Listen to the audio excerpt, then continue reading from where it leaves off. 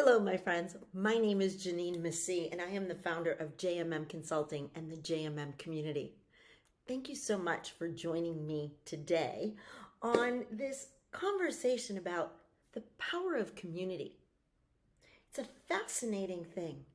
So, I want you to understand there are two very important components to having the benefits of a strong community. One is to know and love yourself first.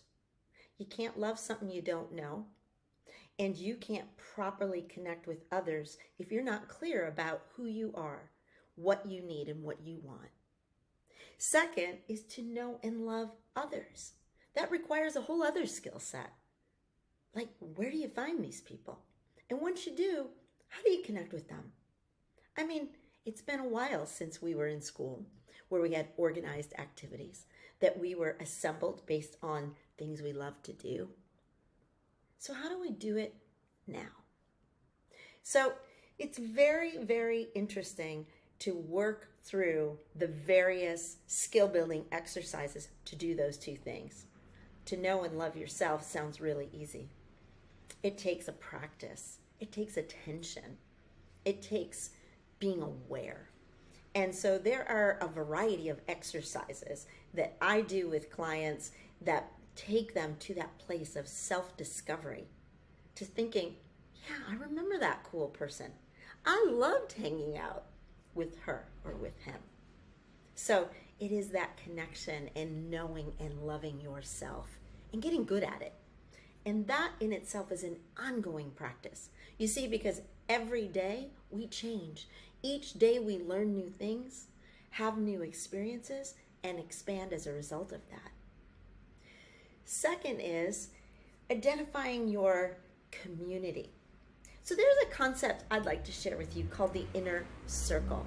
And this is the idea that we are very much like those we associate with for a variety of reasons. One is an energetic reason.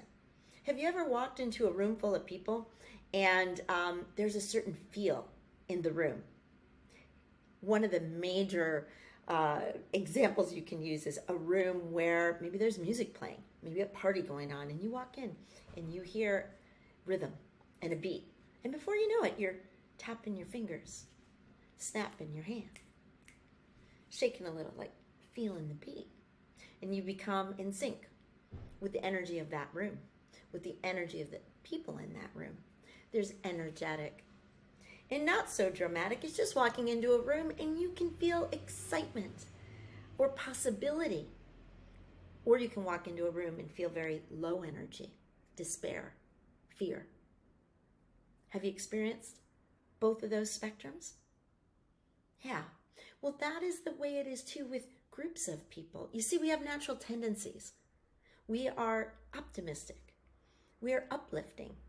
We might be kind, patient, excited, or we might be fearful. We might be pessimistic. We might be really afraid. Have you noticed the difference in how that feels? Again, very, very different. And everything that we hear or experience becomes part of our mental diet, and that extends to the people we spend time with. So here's a quick exercise for you. Get out a sheet of paper or your tablet or something you can take notes with and write the numbers 1 through 5. And after each of the numbers, write down the 5 people that you spend the most time with in your life. Today that may mean by phone, it could mean virtually, it can mean in person. But who do you spend the most time with? Take a moment to do that exercise. See what comes to mind. Is it easy? Do you know the people right off the top of your head? Or do you have to really think about that? Now, multiple things can happen. One is we have people who are close to us by default. I mean, there are people we just bump into, live next to, go to work with, but maybe we haven't necessarily chosen them. But they are our inner circle, whether we know it or not.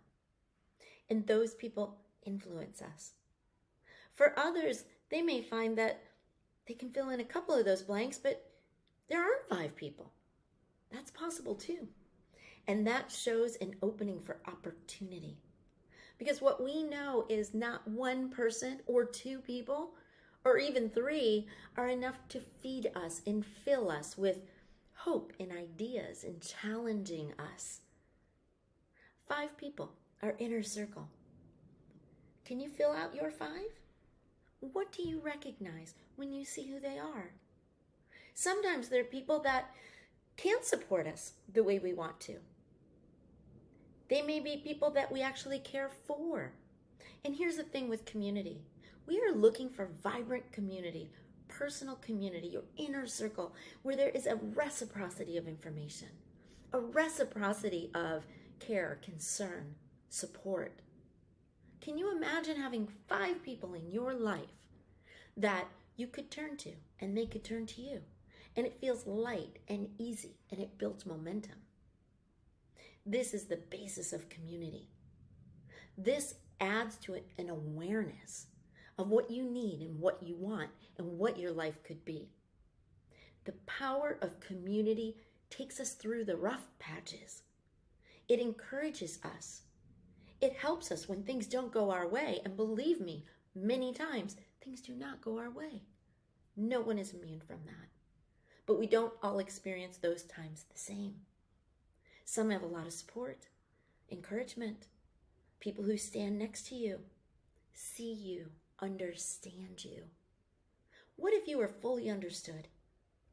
What if you were fully accepted by your community, by your inner circle? I want you to give that some thought.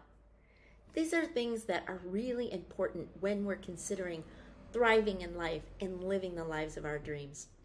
I wanted to share that with you today, and I'm interested to know what your thoughts are on this subject. If you could leave some comments, reach out to me directly, whatever you think is best. I would love to hear from you. All right, my friends, I hope you have a fantastic day, and I hope today you enjoy your community. Thanks, and bye for now.